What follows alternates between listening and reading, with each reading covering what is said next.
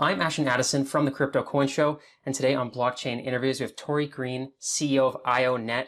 Tory, welcome to the show, and thanks for taking the time. Thanks for having me, Ashton. Very welcome. Excited to dive into all the updates with ionet, some big news and major announcements. I would love to start off our conversation, first of all, by hearing a little of your background, a bit of your background in your fields of expertise and how you got involved with ionet, and then we can dive into all the latest details. Sure. So started off my career in a pretty traditional fashion, was investment banking, PE, corporate strategy, VC. As a VC, I was really more of an operating partner. So I took on, COO, CRO, CMO, CFO roles of portfolio companies. This was a stable job. I liked it, but I always kind of knew that I wanted something more. And that's when I really started to get into crypto in 2016. I went really, really deep down the rabbit hole and was, like most people, was just totally blown away by the technology. I thought like, hey, this is perhaps the most important technology invented in the last 100 years. That said, I was a little bit hesitant to go into the space full time, most notably because I felt like most protocols were effectively solutions looking for problems. That is, they weren't generating real demand. Mm-hmm. That all changed in 2019 when I was the COO of a machine learning fintech, and I got to understand firsthand some of the problems facing AI, most notably the shortage of compute. And that's when I had a realization that turned into an obsession that decentralized networks were not only the best way to solve this problem, but probably the only way. That was kind of the point of no return for me. And, that eventually led to the creation of ionet. Now, it's been a very interesting journey along the way. It's, it wasn't an easy journey. There were a lot of naysayers. A lot of people didn't believe in the tech. But fortunately, we had a good group of allies as well. We had a great slate of investors and we had a great team. And, quite frankly, together, we worked our asses off. I think we were in 14 countries over 1 year. None of the team took a day off for a year. And I think we ended up building something pretty special. We raised over 40 million from top tier investors like Multicoin, Hack, Sixman, Delphi. Our foundation got a day one listing on Binance, and we built the world's largest AI decentralized compute network. Wow, that's amazing. And I'm so glad that you did jump in to the industry because, yeah, it is so exciting, and just the breakthroughs that this technology, and it resonates with me what you said about, yeah, it's sort of like looking for a problem. But I feel like as AI gets bigger, there's going to be a lot of problems that this kind of technology is going to solve. And maybe the solution was ahead of its time of the problem. But I feel like now it's all catching up in like the coming years here. Absolutely. Yeah.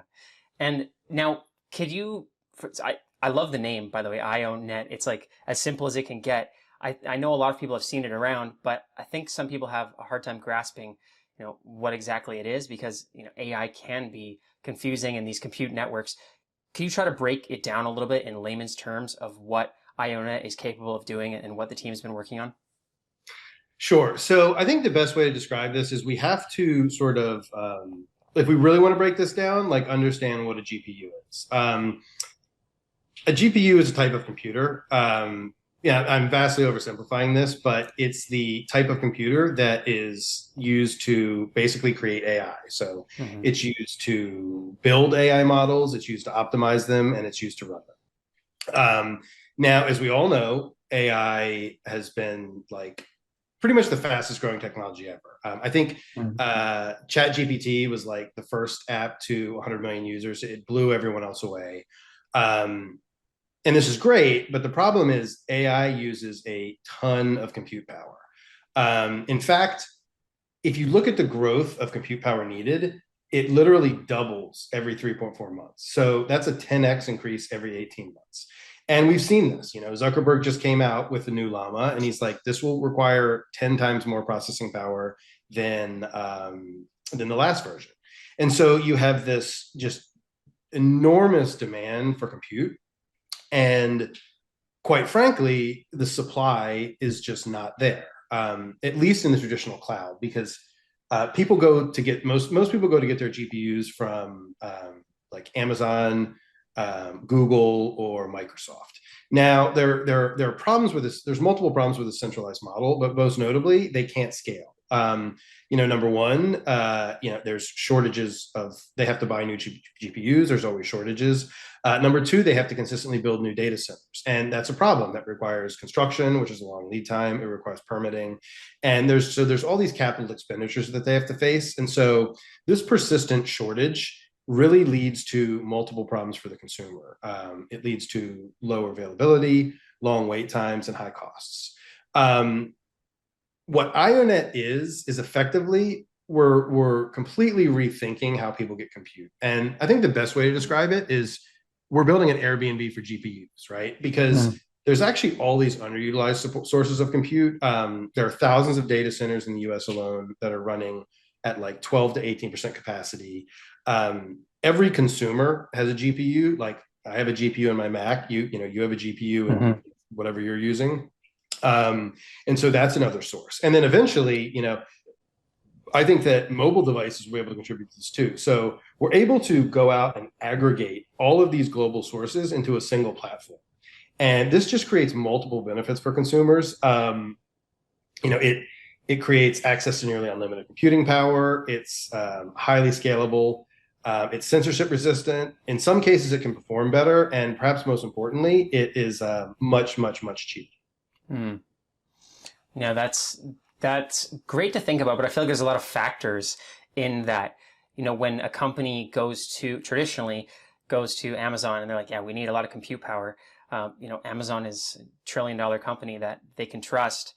And now they're like, okay, we're going to, the decentralized version, or let's go get compute power from all over the world. Is it as strong? Is it as cheap? Is it as reliable? I feel like there's a lot of things that I'm sure your team has thought through. Maybe you can sort of do that compare and contrast of how is it better and what do you need to think about with the reliability and the cost of a decentralized network for compute? Sure, that's a great question.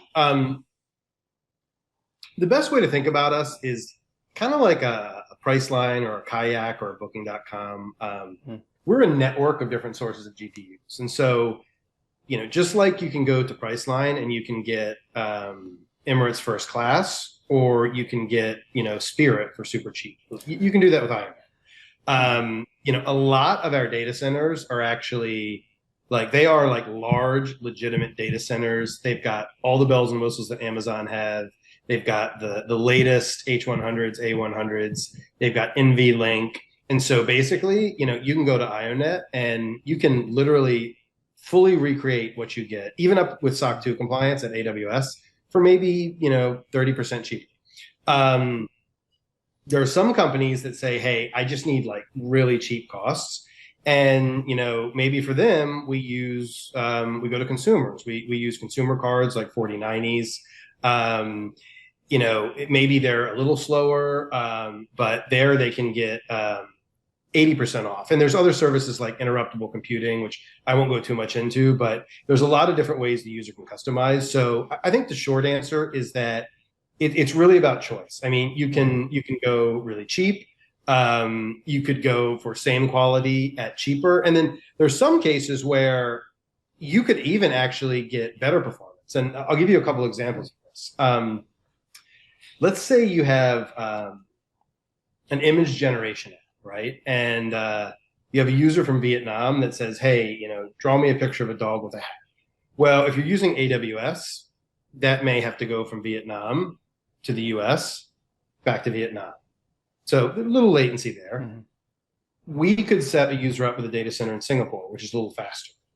Even more importantly, let's say that you are a hedge fund in New York. Same idea, right? Like, are you going to use Amazon's data centers in Texas? Or maybe we can find a data center in upstate New York for you, which is just a little bit faster, which if you're a hedge fund and you're using AI, that could make you billions for just those couple seconds of latency. Yeah, no, that's a great point. So with the decentralized network, you're really able to get compute from all over the world. And now, you mentioned like consumer devices. I'm sure there's lots of people that would be interested in potentially earning if they were able to contribute to the network. Is that how it works for, say, I have some extra Macs laying around in my studio, or can people contribute extra GPU power overnight that they're not using? They can. Okay. Yes. And Anyone, the network supports consumer cards like 4090s.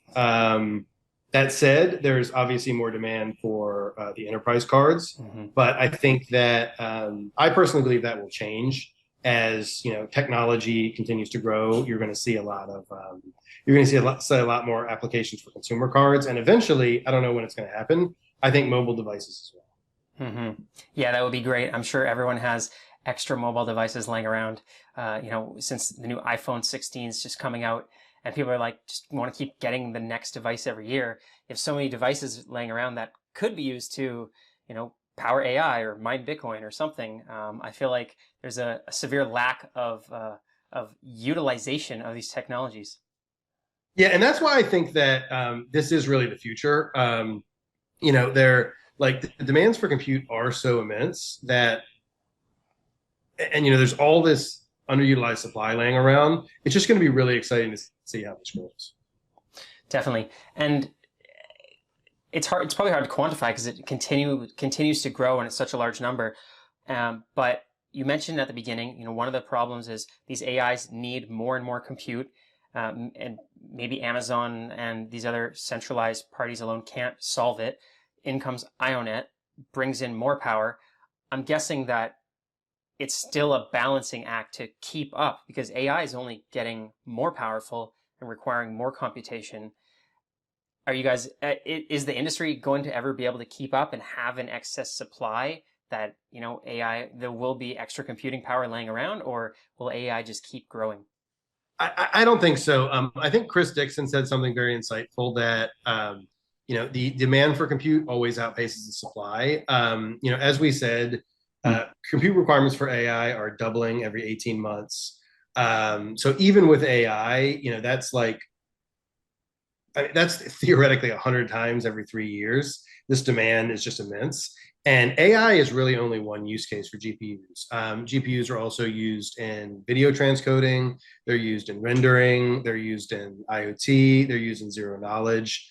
And especially, as you start to think of like the metaverse being built, like the compute requirements for rendering are going to be huge. So I think that we are going to consistently see a shortage of compute. Yeah, that metaverse, I think the hype was ahead of its time, but eventually there will be a lot required where there's actually a good metaverse that has good graphics and, powering real life HD in real time is going to be an insurmountable amount of GPU power required. Oh, 100%. Yeah. And now with ionet tying into sort of like this decentralized network, is there specific blockchain technology that's involved as well? Are you working with certain blockchains, or is that sort of separate? Yeah, we are we're a crypto company. Right now we run on Solana, and Solana has been a fantastic partner. We chose them because we do an enormous volume of transactions. You can actually get all of our transaction figures on our website, but Solana provides a couple different benefits for us. Number one, they're hyper scalable, and number two, they're low cost. And actually, if I would highly recommend you check out an app called BC8.ai. It's an app we built. I believe it's the first fully decentralized AID app. And that means that both the payments are made fully on chain and the compute is fully decentralized.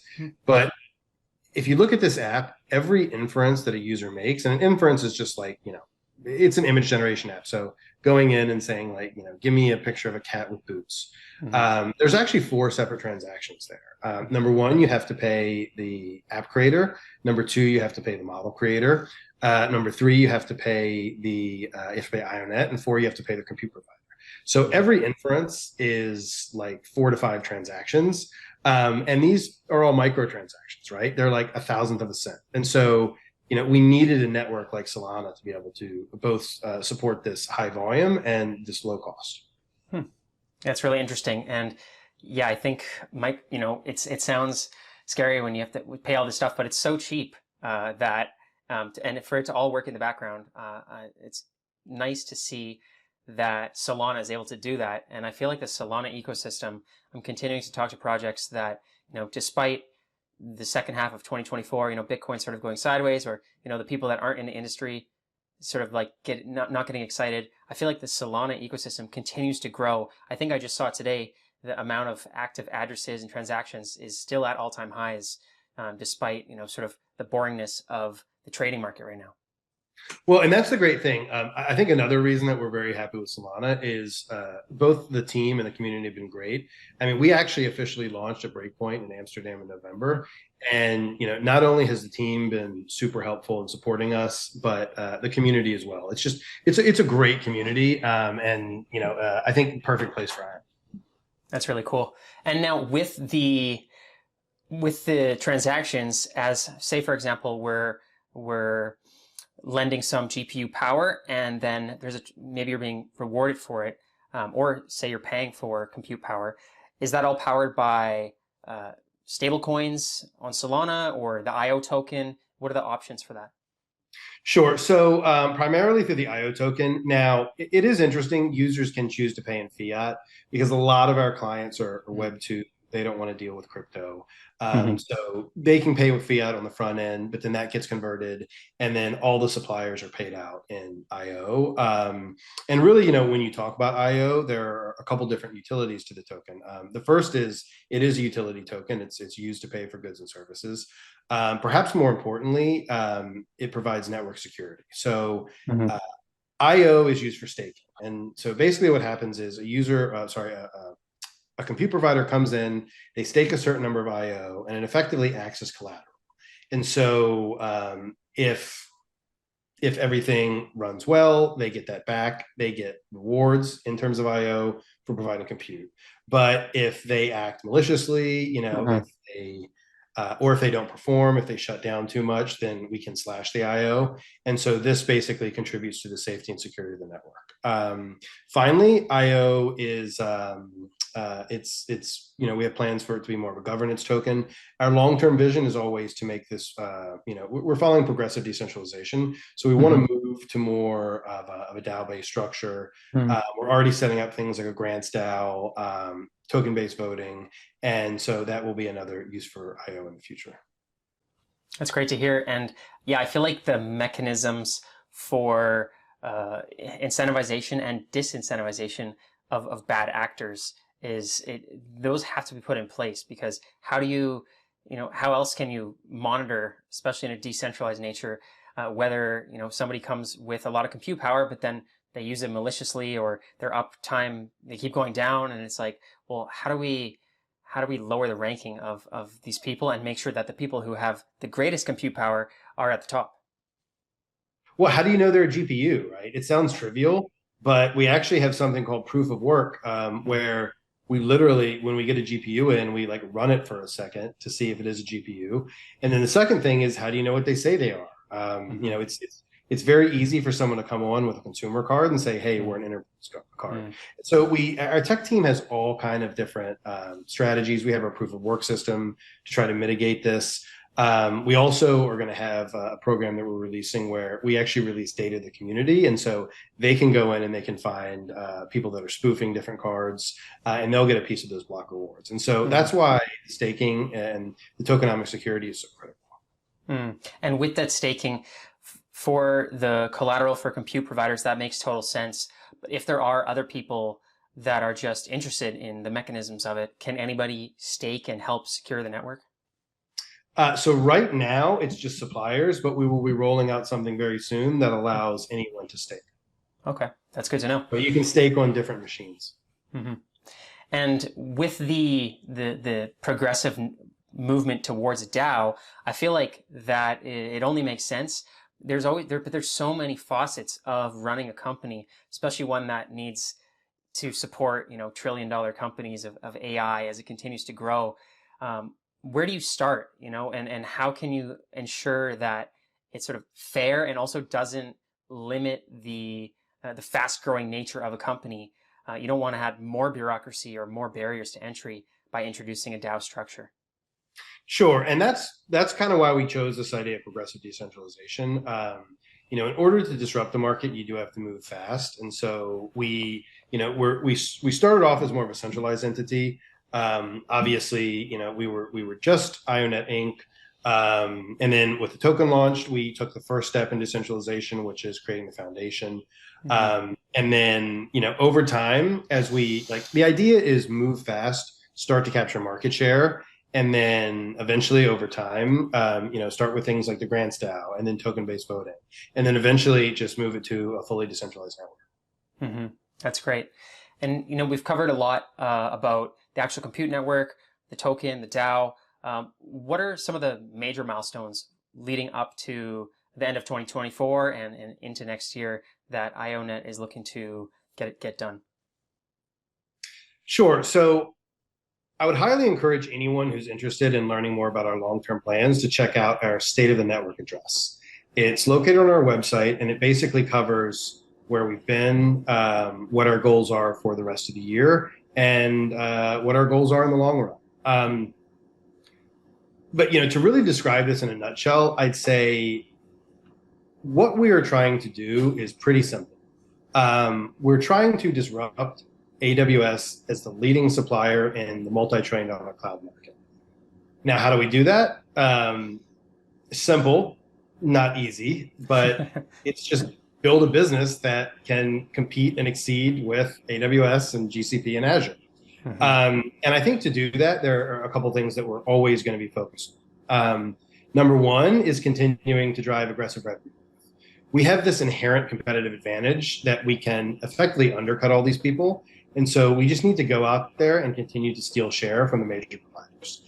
Number two is continuing to maintain enterprise grade service. Our platform has to be able to meet or exceed the standards of what's available on the current cloud. And so our tech team is always working to make the platform more robust, to release further products, to keep that up. Third, and this is a unique advantage that we have that a lot of the cloud providers don't, is we want to keep leveraging our community. And I actually think that our community is one of our biggest sources of competitive advantage. We can gain insights from them that help us keep us innovative, keep us agile. And then finally, it's continuing to build a world-class team. If we want to compete with the big guys, I think we're going to need the best talent in the world. And actually, I'm interviewing for a lot of positions right now, and I'm talking to some pretty senior level people at the AWSs, the CoreWeaves, the RunPods, the Lambda Labs. And the idea is get the people there who are sort of disenchanted and bring them in, and they'll give you the playbook to growth. And so I think that if you look at the State of the Union, you can kind of see the iterations of these goals, but really it all sort of pushes towards the same long-term vision. Yeah, no, that's great. And I feel like there's probably a lot of people that are disenchanted or fed up with these Web2 cloud providers and would be eager to jump into something like this. So that sounds great. I can also leave a link to the State of the Union, and I'm going to check it out in the show notes so people have easy access to it. And you mentioned State of the Network. Sorry, State of the Network. That's a little different. You also mentioned about the community. Where is the main communities for ionet, and if I want to go talk to people about this and the community, where are you guys located mainly?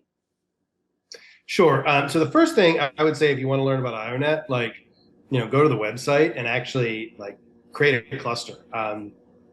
It's very, very easy to do. Almost anyone can do it in less than 90 seconds. Heck, it's even easy to connect your GPU, so play around with it. But in terms of community, the best two sources will always be, like every Web3 project, Twitter and Discord. We have a huge community in Discord. We have support in over 25 languages. So definitely recommend getting out there, talking to people. Wow, incredible. And yes, I'll leave a link to the Twitter, Discord, State of the Network, IO site. I'm looking forward to these following updates, and it's great to be in an industry that has an ever-growing increase in demand that you have to keep up with. The problem's only going to get bigger, and I feel like the solution, I'm hoping, the blockchain side and the decentralized nature of it will hopefully over one day overtake these traditional guys and make it more fair and rewarding for everyone. So thank you so much for taking the time, Tory. All the best with ionet, everything your team's working on, and let's definitely follow up in the near future. Definitely. Thank you so much for having me, sir.